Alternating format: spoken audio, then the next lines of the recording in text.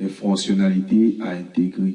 Bien entendu, nous n'allons pas écrire le code, mais nous voulons juste définir ou donner les grandes lignes des différentes fonctionnalités qui seront intégrées dans notre système. Puisque notre système aura différents modules, dans chaque module, nous allons définir les fonctionnalités que nous allons intégrer. Et lorsque nous allons commencer à coder notre logiciel, nous allons nous limiter uniquement à ce que nous avons défini comme fonctionnalité à intégrer. Dans le module Economa, nous permettra de gérer les frais de scolarité des élèves.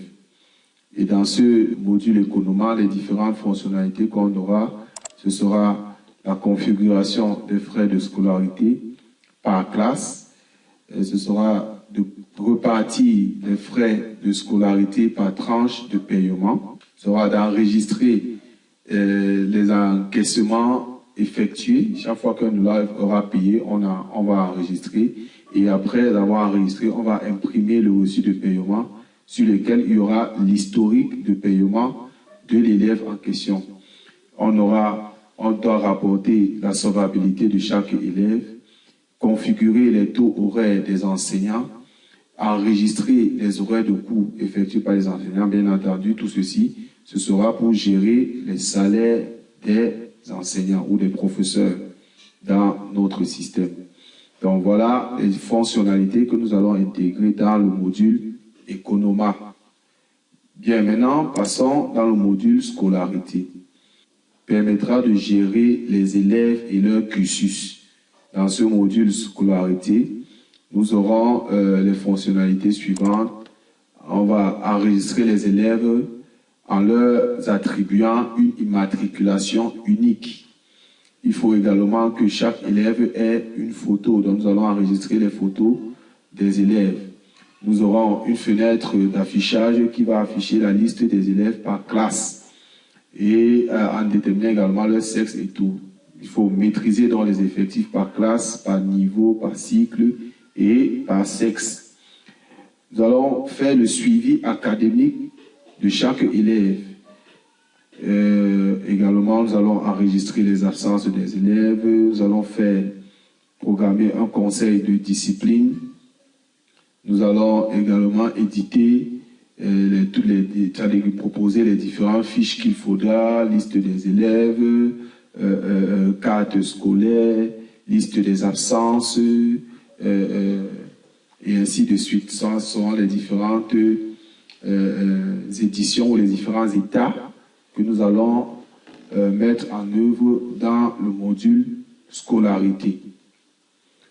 Le module que nous allons développer après, ce sera le module Études. Le module Études nous permet de gérer les classes, les matières et les programmes de cours. Et dans ce module, nous allons intégrer les fonctionnalités comme créer les classes, matières, les cycles et les niveaux d'études. Et donner la latitude à l'utilisateur de pouvoir modifier ou de supprimer une matière ou une classe. Nous allons élaborer les programmes des cours par classe. Nous allons lister et enregistrer le personnel en distinguant le personnel enseignant du reste du personnel. Nous allons définir les disponibilités des enseignants, définir les horaires de cours d'une semaine, définir les horaires de cours de chaque enseignant. Ceci nous permettra donc de générer un emploi du temps automatique pour l'établissement. Le quatrième module qui sera développé dans notre système, c'est le module examen.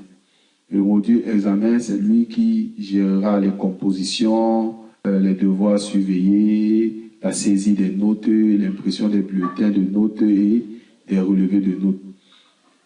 Ainsi donc, les fonctionnalités que nous allons intégrer dans ce module sont de définir les compositions au cours d'une année scolaire.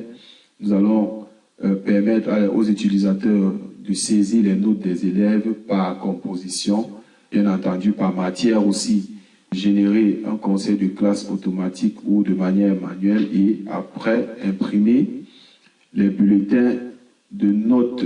Bien entendu, les relevés de notes aussi seront imprimés à partir du système.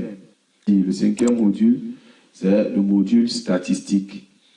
Bien entendu, la statistique va vraiment varier puisque lui va prendre les éléments qui sont déjà introduits dans la base de données pour pouvoir les présenter de manière imagée, c'est-à-dire avec des graphes à l'utilisateur.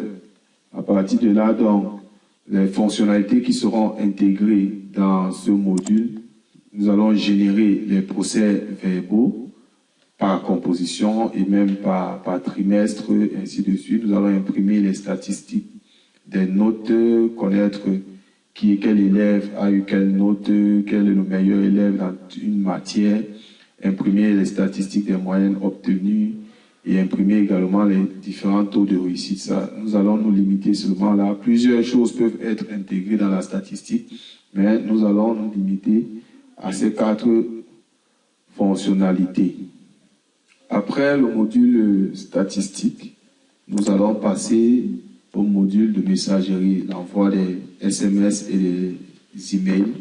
Donc nous allons avoir les fonctionnalités, nous allons afficher la liste des contacts des parents. Également, lorsque la liste des contacts des parents sera affichée, à partir de là, on pourra envoyer des SMS aux parents, envoyer également des emails, envoyer les bulletins de notes par email. Donc nous allons, voilà les 3 fonctionnalités que nous allons mettre en œuvre dans le module messagerie. Nous passons maintenant au module de sécurité qui permet de gérer les connexions des différents utilisateurs. Il faudra pour cela, nous allons gérer les comptes des utilisateurs en fonction de leur profil. Donc, il y aura cette fonctionnalité qui sera intégrée. Nous allons définir les droits d'accès des différents profils qui seront intégrés dans le système et également gérer les connexions et les accès des utilisateurs à la base de données. Le prochain critère sur lequel nous allons travailler, c'est le code. Bien entendu, nous allons définir un code simple avec des appels directs à la base de données. Nous allons recourir aussi aux structures de données pour réduire au maximum la charge des requêtes vers le serveur. Donc, pour réduire cette charge, nous allons recourir aux structures de données qui permettront de stocker en local dans le poste du client certaines données qui pourront être utilisées pendant que l'utilisateur est connecté. Mais après, lorsque la machine sera redémarrée, ces données seront perdues. Bien entendu, nous allons toujours, chaque fois qu'il y aura un enregistrement vers la base de données, nous allons recourir à la base de données pour sauvegarder l'information enregistrée. Et le dernier critère sur lequel nous allons nous attarder, c'est le système de gestion de base de données. Bien, nous avons choisi, puisque nous travaillons avec WinDev, nous avons choisi un système de gestion de base de données, le système de gestion de base de données HFSQL classique. Classique, oui, je préfère classique au lieu de souvent prendre client-serveur et définir les paramètres de connexion. Quand il est classique, il est facilement malléable par rapport à lorsqu'il est déjà un client-serveur. Je le trouve un peu plus difficile à manipuler. Donc, nous allons prendre un HFSQL classique. Le système dont sera utilisé, mais toutefois, le système sera utilisé en client-serveur parce qu'il y aura plusieurs postes qui pourront se connecter au serveur qui hébergera la base de données. Donc, voici en quelques mots notre cahier de charge. C'est vrai qu'il aurait pu être exhaustif parce que là, on n'a pas défini les fichiers ou les tables de nos différentes données et comment se feront les appels de tel ou tel, ou alors les cas d'utilisation, qui sont ceux qui vont utiliser. On aurait pu entrer plus en profondeur dans ces différents aspects. Mais ce que nous avons déjà fait montre déjà à suffisance à quoi va ressembler notre logiciel. Donc nous avons déjà au moins un squelette pour la prochaine vidéo. Il y aura donc au menu la création du projet Brain to School et nous allons commencer aussi par créer notre analyse et les différents fichiers de données. À vous revoir bientôt. Partagez, likez ces vidéos si elles vous ont intéressé et si vous avez des questions, n'hésitez pas à les poser. Je laisserai en description le document du cahier de charge de notre logiciel pour que d'aucuns puissent l'avoir. Ceux qui veulent l'avoir en PDF ou par mail, envoyez-moi juste votre lien et puis je me ferai un plaisir de vous l'envoyer pour que vous ayez le document physique avec vous. Ciao, merci.